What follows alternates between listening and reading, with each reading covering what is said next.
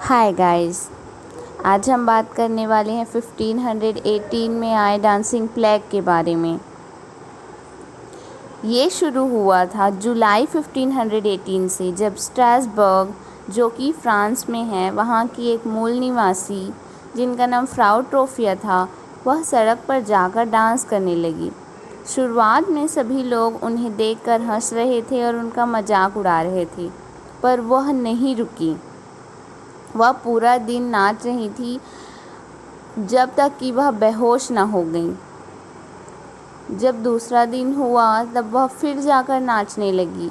उनके पति ने उन्हें रोकने की कोशिश भी की, पर वह नहीं रुकी। सब लोग उनका मजाक उड़ा रहे थे, लेकिन जब दूसरा दिन हुआ तो कुछ लोग और जाकर उनके साथ नाचने लगे। सितंबर तक ऐसे लोगों की संख्या करीब 400 हो गई थी जो वहाँ नाच रहे थे। तब स्ट्रासबर्ग की अथॉरिटी को बहुत ज़्यादा टेंशन हुई। उन लोगों ने बहुत से डॉक्टर्स को बुलवाया। डॉक्टर्स ने उस समय यह कंक्लूज़न निकाला कि हो सकता है ये ओवरहीटेड ब्लड के कारण हो रहा हो। इसलिए उन लोगों ने इसका यह इलाज निकाला कि ऐसे लोगों को नाचने ही दिया जाए, ताकि जब वह थक जाएं तो वो स्वयं ही रुक जाएंगे। और उनके ऐसा कहने के बाद वहाँ की अथॉरिटी ने उनके लिए म्यूज़िशियन बुलाए और उन डांसर्स के लिए स्टेज भी बनवाए। बट उनका प्रेडिक्शन रॉन्ग हुआ। वे लोग नहीं रुके, बल्कि लगातार नाचने के कारण कुछ लोगों की तो हार्ट अटैक से मृत्यु हो गई, कुछ थककर मर गए। ऐसा करते करते बहुत से डांसर्स की मृत्यु हो गई। ऐसा माना जाता है कि एक दिन में करीब 15 ऐसे डांसर्स की मृत्यु हो रही थी। यह बीमारी सुनने में जितनी अजीब लगती है, उससे कहीं ज़्यादा खतरनाक है। कितनी अजीब सी बात है कि इतने सारे लोगों की डांस कर कर के मृत्यु हो गई।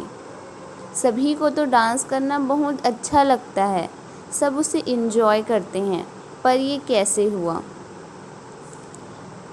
अगर किसी भी काम को बहुत ज़्यादा मात्रा में किया जाए तो वो हमारे लिए घातक ही साबित हो सकता है।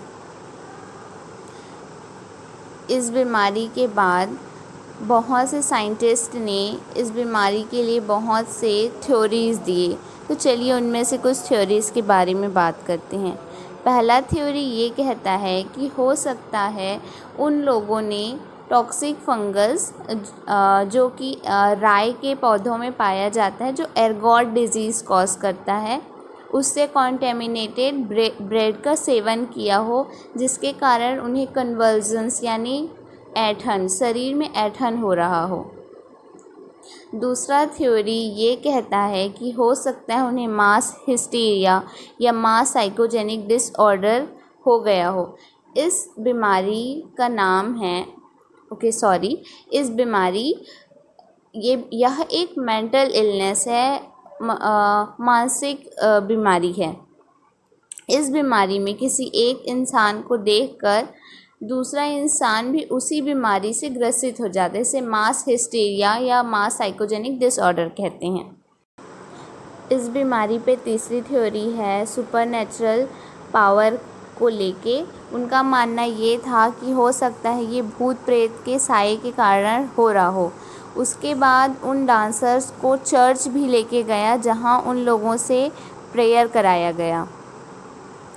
फिर यह बीमारी सितंबर के अंत तक पूरी तरह से ख़त्म हो गई थी। उसके बाद ये हिस्ट्री में और कभी भी रिकॉर्ड नहीं की गई है। कितनी अजीब सी बात है। ह्यूमन कम्युनिटी मून तक, मार्स तक पहुंच रही है। अभी कुछ सालों पहले की बात है, चाइना ने मून पे कपास का पौधा उगाया था।